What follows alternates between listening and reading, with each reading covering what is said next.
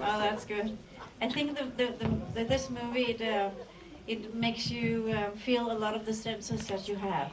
You know, sometimes you just want to daze off, and other times you just want to step up and dance. And here is the man behind the movie.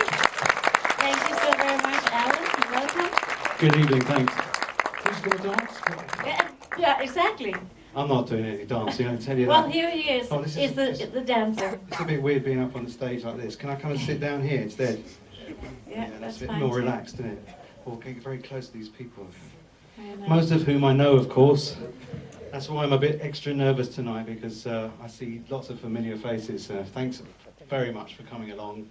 I know a lot of you were here last week in Islington, and I had to wrench you to the cinema tonight to come again to fill us out, so that we had a full house tonight. So it's great to see everyone here. Thanks a lot. It's Christmas, we want to have a party, the bar's open, so it doesn't stay open for too long, and I know it's a midweek and people have to get off on their trains and all that stuff, so I'm not going to prattle on for too long tonight. We'll keep this very short and sweet. Most of you who've seen some of these things on YouTube or been to the screens before know all the answers to the questions anyway, so you know, you have to think of some even more original ones tonight.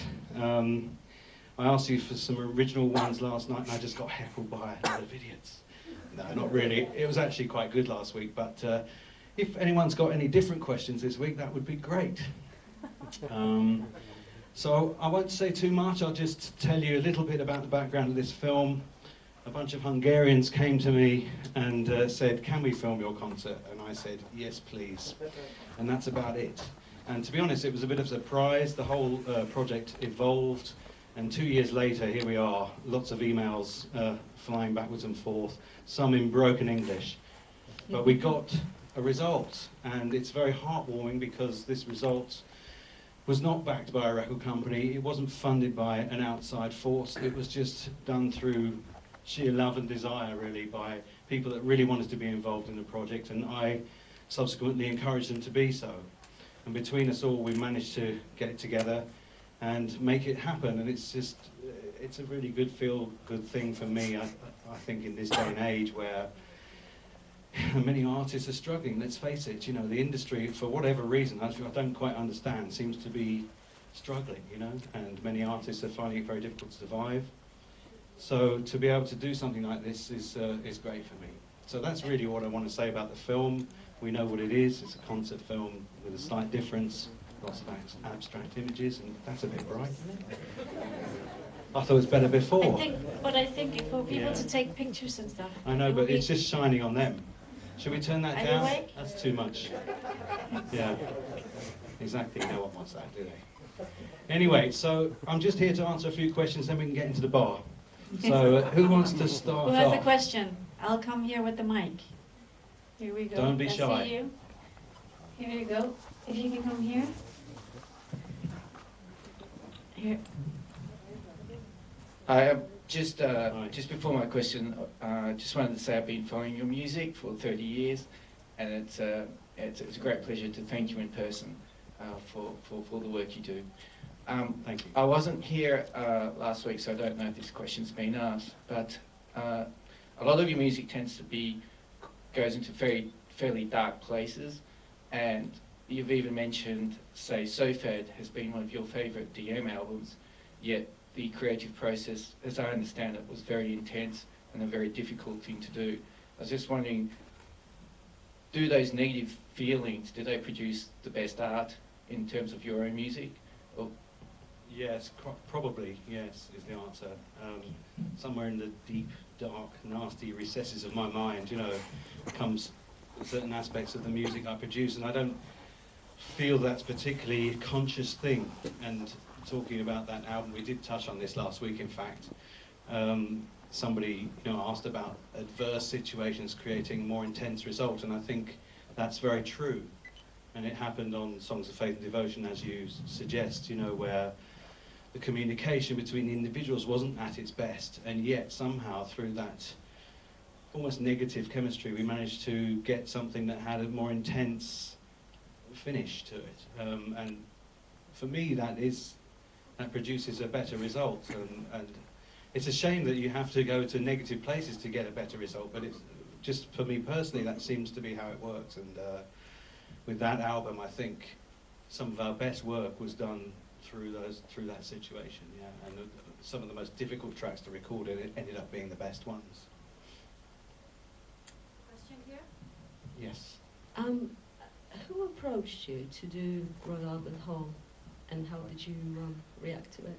Yeah, I got a call, actually it was a text, I think, from Dave. Or was it a call? I think it was a text, because we tend to text or email, as most people do these days, rather than have a proper conversation, you know.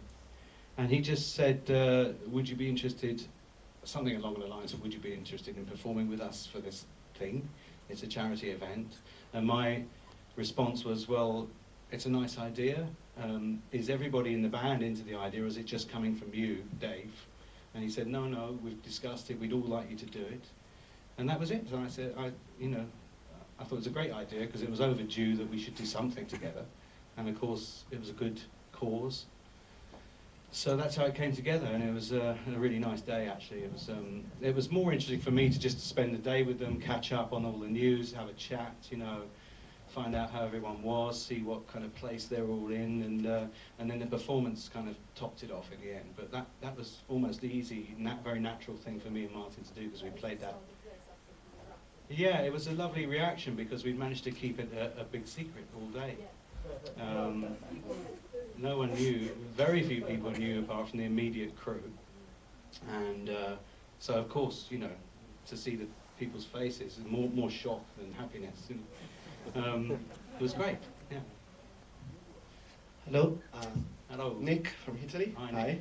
How are Pleasure you? to meet you in person finally after 30 years. Stop going on about this 30 years, isn't it? That's far too long. It's okay. Well, we all know that you're a great producer. We all know how the process was when you were in Depeche Mode. Basically, there was Martin that was coming to you with a song, and you were producing marvelously that song. But what's the process right now? I mean, you're such a great performer with your synthesizers. Keep going. Do you usually start from a sound, or you start from a melody? I mean, how does it work when you Yeah, I'm not compose? too good with melodies, actually. I have a problem with that, and this is why I kind of have to rely on bringing in other collaborators, which I like doing. I mean, I say rely. What I mean is I enjoy bringing in collaborators that can offer up to me, you know, great melodies and lyrics. And it's something I've tried to do myself. I tried to write a few songs in the mode, and I was never happy with them. So my starting point is usually a much more experimental one with, oh no, here comes Cronin. Hello? Yes. This is the man, by the way, who drove us 21 hours from Horsham to Budapest when that horrible, nasty volcano spewed its dirt all over Europe and created havoc. So we have him to thank. Anyway, what was I going on about? What was I saying? About the melodies. Yeah, melodies, yeah, can't do those, no.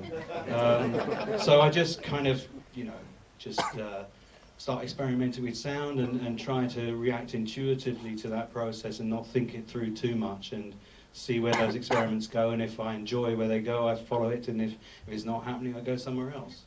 And then once I've got something that has an atmosphere, I'll present it to some vocalists or other collaborators and get them to, you know, give me the melodies and the lyrics, and then I can see it in focus and go back to the music and rework that around those vocals and try to create something that makes some sort of sense. Thank you. You're welcome. Hello, my name is Mike. Hi, Mike. It's nice to meet you. It's my dream come true seeing it this year. Oh, there you So I have, so lady in the beginning said that we shouldn't be shy. So if I may, I have two questions. Okay. One question is, you're probably aware that your music fits to the movie. Have you ever thought about creating a soundtrack? Yeah, this is a question that has come up a lot recently, and that's all right. Didn't you? Sorry. You weren't to know. And yes, I would be interested to do it. You know, I've been touting myself a bit more in that department more recently, because I think from my point of view, just to go and make another album now is something that I'm not sure everybody really wants. You know, the album market seems to be diminishing. Well, my feeling is to make something that is just a piece of music. Whether what it ends up being for doesn't really matter. You know, it's just to be. And actually, if I think about soundtracks, it kind of opens more doors in a way. You got a lot more possibility, I think, if you imagine a film or find someone to work with who's making a film and then just make that music. Like Daft Punk made Tron Legacy soundtrack, and Trent Reznor for a social network. Lots of people do it, and I think a lot of film directors are a bit more open-minded to music than they used to be in the past, a bit more happy to involve the music from the very early stages of a film production rather than just tag it on to the end, which is what used to happen a while back. So the second question is, you place your live act in Budapest, and you recorded in there by guys from Hungary. Thanks to them, really. I really feel sad that nobody from Poland asked you to do this. And so the question is, do you enjoy playing in Middle Europe? Do you feel any difference with crowd and the fans? Yeah, it's definitely. And again, we talked about this last week, and it's about, there's a definite legacy that still exists with Depeche Mode and me as a result of that. From the period that we went to play in those countries where many bands didn't. Other bands couldn't be bothered, they didn't feel the equipment was good enough, or they weren't going to get paid properly. And we heard the rumours that we were very popular in certain countries like Russia and Poland and Hungary and Czech Republic. So we made the effort to go and play there. And I'm still reaping those benefits, as I say, I still have very big support in those countries. So to go to somewhere like Budapest to make this film was a really good choice, in fact, because the reaction was a great one at that concert. And we were lucky, I guess. We chose the right crowd, the right venue, the right day, you know, and it worked out really well. But I've always had good support in Poland and Russia and Hungary and all those places. Question here? Yes. Hi Alan, it's Paul. Hello, Paul. Hello mate. Right, my question to you, the point which you made at the very beginning of your speech is about artists struggling, and I've noticed in the last 3 or 4 years, really good bands who would have broken through, especially electronic bands, aren't, because there's an obsession with other types of music which are very lightweight, especially the reality TV shows. So my question is, do you think Martin Gore is a hero for saying what he did the other week? Actually, I've been waiting for that question. You're the first person to answer it. I'm in the weirdo camp, yeah. He didn't articulate it brilliantly, but the sentiment was perfect, you know, and I think a lot of people would agree with the sentiment, and I agree with the sentiment too, you know. And someone who pulls his trousers up that tight, you know, inevitably got his knickers in a twist. I can't imagine Boom, boom. Martin going and shooting him, but No, of I know course what he not. It meant. was a metaphor, wasn't it? Let's, you know, for please don't submit shite music upon us all, Mr. Cowell. That's what he's trying to say, and I think a lot of us would agree with that, you know. I guess, you know, manufactured music is nothing new, and it's been around in pop for as long as I can remember, but there's also great pop music to be made, and there should be room for everyone to make that music. And I can think of many, many examples of great pop records from my generation, Whiter Shade of Pale, I Feel Love, you know, Unfinished Sympathy. There's millions of great pop records, not made by manufactured artists or Svengali cigar-toting producers, you know, managers. We don't want them to completely take over, you know. Some manufactured music's quite good. There was some good glam rock in the 70s, you know, that was all put together, but we want room for everybody, and I think that's what Martin's point was, really.